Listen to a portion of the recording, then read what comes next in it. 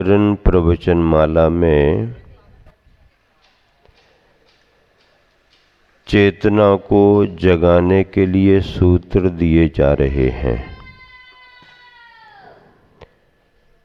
चेतना की अवस्थाओं में कभी कभी सुसुप्तियां भी दिखाई देती हैं और कभी कभी जागृति भी आती है। जो जागता है सो उसका भाग्य भी जाग जाता है और जो सोता है सो उसका भाग्य भी सो जाता है। मोह नींद से उठ रे चेतन, तुझे जगावन को। ये जो भी चल रहा है आप सबको मोह नींद से जगाने के लिए है। मोह की ये जो तंद्रा है निद्रा, ये रोज की नींद से भी ज्यादा गहरी है। सर्दियों के दिनों में आपने देखा जरा सा सुबह नींद खुलने के बाद मन हुआ कि थोड़ी देर और, तो वो थोड़ी देर में आपकी ट्रेन कितनी सरक जाती है ये बाद में मालूम चलता है। जरा भी आपने असावधानी बरती और आपने कितना समय गंवा दिया पता नहीं। ये बाहर की नींद तो फिर भी जल्दी खुल सकती है, मोह की नींद खुलना आसान नहीं है। उसी मोह के संस्कार को तोड़ने के लिए गुरु आप सबके बीच में आते हैं और इसलिए कहा जाता है कि मोह नींद से उठ रे चेतन, तुझे जगावन को। हो दयाल उपदेश करें गुरु। हाँ, चाहे 12 भावना हो और चाहे प्रवचन माला हो। आचार्य प्रवर कुंद कुंद स्वामी के बारे में पढ़ा है कि कुंद कुंद स्वामी जब एकदम प्रारंभिक अवस्था में थे शिशु के रूप में, तो पालना झुलाते समय उनकी माँ जो सुनाया करती थी उसे आप ध्यान से सुनो। उस समय जबकि उसको कोई बोध नहीं है फिर भी वो क्या सुना रही, किस तरीके से सुना रही, बहुत बड़ी बात है। आप तो क्या सुनाते हैं, किस में मन लगाते हैं, और अब सुनाने का समय भी खत्म हो गया। छोटा सा मोबाइल पकड़ा दो एक और उसने देख लिया तो वो अपना खेलता रहेगा, सुनता रहेगा, तुम अपने काम में लगे रहो। समय बदल गया। पहले सुनाते थे भजन, लोरियां, गीत आदि आदि। तो कुंद कुंद की माँ कुंद कुंद स्वामी के लिए बचपन क्या शिशु अवस्था में लोरियों में क्या सुना रही, शुद्ध बुद्ध अविरुद्ध निरंजन अविनाशी हो शुद्ध समान। शुद्ध बुद्ध अविरुद्ध निरंजन अविनाशी हो सिद्ध समान। मोह नींद से उठ जा बेटा बन सकते हो सिद्ध समान। अब बताओ, अभी उसको क्या पता है, वो क्या समझ रहा है, शुद्ध क्या होते, सिद्ध क्या होते, संसार क्या होता, समय सार क्या होता, वो क्या समझ रहा। लेकिन मां भावना दे रही है और भावना का फल क्या हुआ, भावना का फल ये हुआ कि भावना इस तरह से फलीभूत हुई कि वह आगे चल कर के मुनि तो बने ही बने, बहुत बड़े प्रसिद्ध आचार्य भी बने, देश दुनिया को अध्यात्म का आचरण का संदेश दिया और दिगंबर जैन परंपरा में एक ऐसे निर्ग्रंथ आचार्य हुए कि जिनकी इतनी प्रामाणिकता बनी कि अगर केवल कुंद कुंद आमनाय लिखा मिल जाए कहीं तो उससे यह साबित होता है कि ये धरोहर दिगंबरों की है, दिगंबरत्व के प्रतीक बन गए।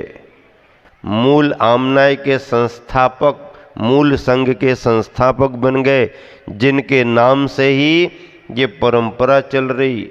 भगवान महावीर स्वामी, गौतम गणधर और उसके बाद अनेकानेक आचार्य हुए, लेकिन उन अनेकानेक आचार्यों का स्मरण करते हुए भी, श्रद्धा से नमन करते हुए भी, उनके महत्व को स्वीकार करते हुए भी आचार्य कुंद कुंद का इतना महत्व आया कि मंगलम भगवान वीरो मंगलम गौतमो गणी, और उसी के तुरंत बाद मंगलम कुंद कुंदारियो जैन धर्मोस्तु मंगलम।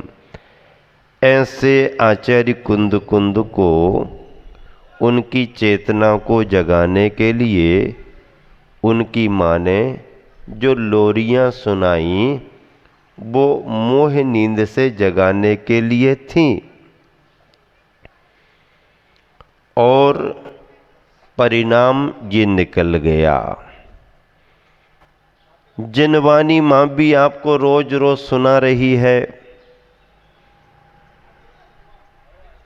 12 सिवनी में पंचकल्याणक का संदर्भ है, पाषाण का मंदिर बन करके तैयार हो गया है, महापात्रों का चयन हो चुका है, माता पिता से लेकर सौधर्मेंद्र, कुबेर, महायज्ञ नायक, ध्वजारोहण करता भरत बाहुबली, राजा श्रेयांश सोम आदि आदि और भी सभी महापात्र एक साथ भव्यता के साथ सुनिश्चित हो गए हैं।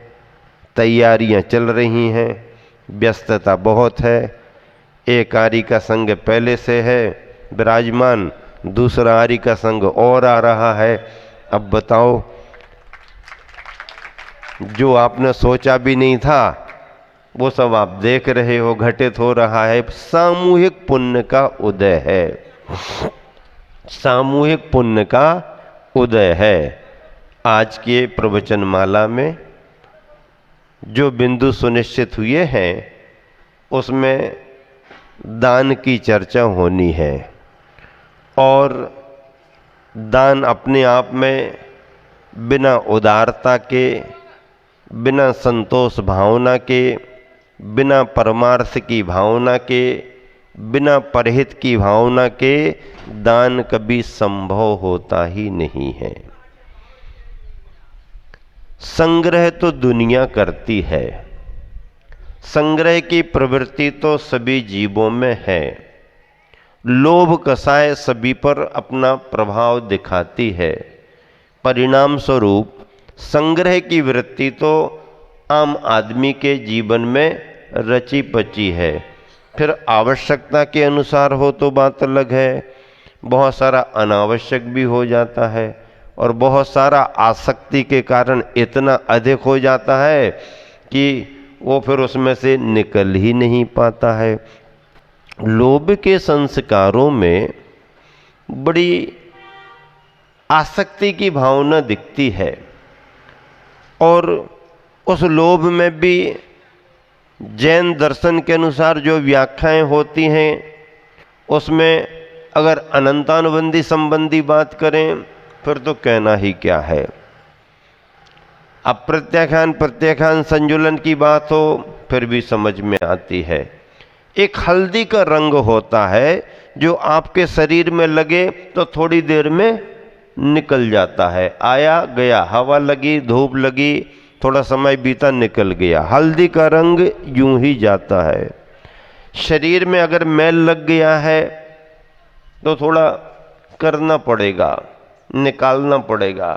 ऐसे ही पानी लगाने से, हाथ फेरने से आपका निकलेगा नहीं, उसमें कुछ और लगाना पड़ेगा, साबुन का प्रयोग करो, ये करो वो करो, तब निकलेगा।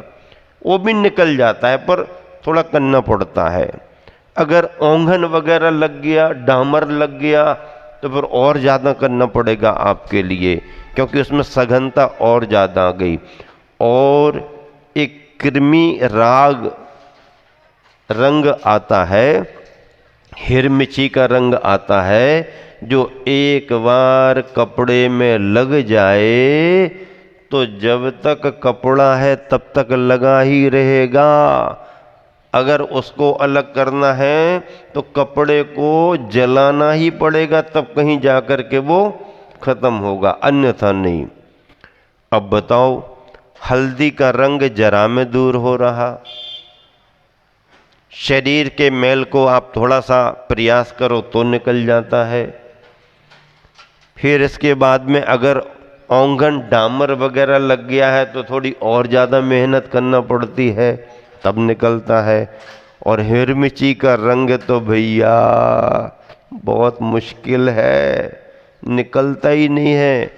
अनंतानुबंधी कसाय के रूप में जब लोभ आता है और तुम्हारे अंदर आसक्ति का भाव बनता है तो इतनी प्रगाढ़ता हो जाती है कि चमड़ी चली जाए तो चली जाए लेकिन क्या सुन रहे, नहीं सुन रहे चमड़ी चली जाए तो चली जाए, वो तो फिर से आ जाएगी, लेकिन दमड़ी अगर चली गई, गांठ की पाई निकल गई, तो फिर लौट करके आ पाई कि नहीं आ पाई। इतनी आसक्ति की भावना, इतना मोह का भाव, परिणाम क्या निकलता है कि एक एक पाई इकट्ठी कर करके न खाया न खाने दिया, न खाया न खाने दिया, न खाया न खाने दिया, और एक दिन ऐसा आता है कि सब यहीं रखा रह जाता है और मोह मूर्छा में पड़ा जीव चला जाता है। अनंतानुबंधी कसाय की तीव्रता में जो आसक्ति आती है उसका परिणाम क्या लिखा आचार्यों ने? नरकायु का आश्रय होता है। कौन सी आयु का आश्रय होता है? नरकायु का आश्रय होता है। बहुवारंभ परिग्रहत्वम नारकस्यायुषः, बहुत आरंभ और बहुत परिग्रह, अति आसक्ति पूर्वक, बिना विचार के, बिना विवेक के, दिन रात 24 घंटा, चाहे जिस तरीके से, हाय हाय, जैसा तैसा हो, कैसा भी हो, लेकिन पैसा हो, नीति अनीति, न्याय अन्याय छोड़ करके, और जो अनैतिक तरीके से अर्जित करता रहता है वह अनंतानुबंधी कसाय की तीव्रता के कारण नरक आयु का बंद करता है। राजगद्दी पर जिसका मरण होता है तो कहा जाता है राजेश्वरी सो नरकेश्वरी। राजगद्दी का मतलब क्या है? राजगद्दी, जवाबदारी, स्वामित्व स्वीकार किया है और उसी में उलझे, उसी में उलझे, उसी में उलझे, और कोई निर्विकल्पता नहीं, कोई संतोष भावना नहीं, साम दाम दंड भेद, राजपाट साम दाम दंड भेद में लगे रहे, तो उस गद्दी पर बैठे बैठे विकल्पों में, क्लेशों में जिसका मरण होता है, राजेश्वरी सो नरकेश्वरी। राजगद्दी पर बैठे बैठे भी अगर परिणामों में, लेकिन त्याग आना संभव नहीं है। स्वामित्व को स्वीकार किए, त्याग कहाँ आएगा? त्याग करोगे तो वृत्ति अलग दिखेगी। त्याग करने वाले की, संतोष भावना वाले की वृत्ति अलग समझ में आती है। तो भैया आज संग्रह का दिन नहीं है, दान का दिन है, लेकिन ये किसे समझाना पड़ेगा? जो संग्रह करके बैठे हुए हैं उन्हें समझाना पड़ेगा।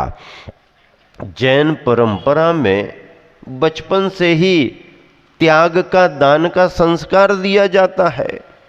बच्चा मंदिर जाना शुरू करता है, खाली हाथ नहीं जाना, मुट्ठी में कुछ लेकर के जाओ। बच्चा मुट्ठी में चावल ले जाता है, यहाँ यहाँ यहाँ सभी वेदियों पर चढ़ाता है। ये चावल चढ़ाने का मतलब क्या है? भगवान को जरूरत है क्या? उनको खिचड़ी बना करके खाना है क्या? अगर नहीं चढ़ाएंगे तो भगवान का काम नहीं चलेगा। नहीं, भगवान को कोई जरूरत नहीं है। ये तो हम कुछ अर्पित कर रहे हैं, जो हमने संग्रह करके सामग्री रखी है, उसमें से मोह भाव घटाने के लिए जो चढ़ाने के योग्य है वो सामग्री हम चढ़ा रहे हैं। त्याग का दान है। मंदिर में विराजमान प्रतिमा त्याग की मूर्ति है, त्याग के आदर्श हैं। उन त्यागी तपस्वी की प्रतिमाओं के समक्ष ये संग्रह वृत्ति रखने वाला अपने निर्मोह भाव से त्याग के परिणाम से जो अर्पित कर रहा है वो उसका दान का भाव है। और ये जो मुट्ठी भर चावल आपने सुबह सुबह चरणों में चढ़ा दिए, ये क्या है? ये त्याग का संस्कार लेकर के जा रहे हो। भाव ये भाते हो, भगवान यहां से जाने के बाद दिन भर संग्रह करूंगा, दिन भर संग्रह करूंगा, लेकिन उस संग्रह में हमारा त्याग का संस्कार ना छूट जाए, इसलिए संग्रह के पहले आपके चरणों में त्याग कर रहा हूं। और वो मुट्ठी भर चावल आपके भंडार को भरते रहते हैं। क्या करते रहते हैं? क्या करते रहते हैं? आपके भंडार को भरते रहते हैं। आपका भंडार भरता रहता है। त्याग का संस्कार लेकर के कर्म क्षेत्र में उतरो, उलझ नहीं पाओगे। सुबह से शाम तक भी कमाओगे तो भी वो सुबह सुबह का त्याग का संस्कार अभिषेक करके गए, शांति धारा करके गए। शांति धारा में दान दे दिया, छोटे से छोटा दान दो। दान बहुत बड़ा दिया जाए वही जरूरी है, बहुत बड़ा ही दिया जाता वो दान नहीं। अपनी सामर्थ्य के अनुसार जितना दो उतना कम है, और सामर्थ्य अगर सामान्य है तो थोड़ा दान भी बड़ा दान मान लिया जाता है। ऐसे दान के संस्कार को पाने के लिए कहा गया, जो देता पाता वही, जो देता है वही पाता है। दान तो रबर की गेंद की तरह है। हाथ में लेकर के गेंद को जितनी जोर से आप सामने वाली दीवार पर मारोगे, गेंद का क्या होगा? आपने जितनी जोर से गेंद को फेंक करके मारा है, क्या होगा गेंद का? जहां से गई है गेंद लौट करके उसी की तरफ वापस आएगी। और उसमें प्रक्रिया ये और होती है, जितनी तेजी के साथ फेंकते हो उससे डबल स्पीड होकर के लौटती है। क्या? उससे डबल स्पीड होकर के वापस आती है। क्यों? क्योंकि जिस तरीके से फेंका लौट करके आएगा। आपने अच्छे कार्यों में अच्छे भावों से जो दिया है वो लौट लौट करके सब आपके पास आना है, कहीं और जाने वाला नहीं।